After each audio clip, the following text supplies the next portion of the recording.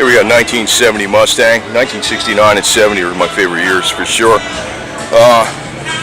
Boss 302. 302 is a screamer too, man. High revving motor. You know, a lot of that came from a 283 Chevy. They used to bore it out 120 thousandths to make it a 301.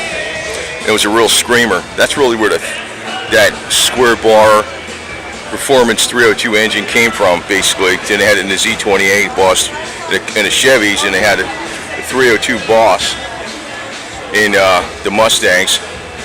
Quick motor, man. When you get it up there in the RPMs, and here you got a first 4-speed. Yeah, sucks when they put automatics in these cars. This is great with the freaking 4-speed.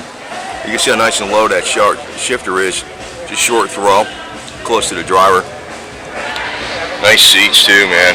I mean, most of the time, seats back in the mid to late 60s weren't like that.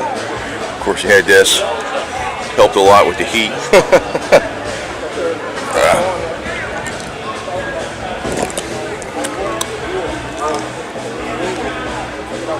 How you doing? Sweet ride.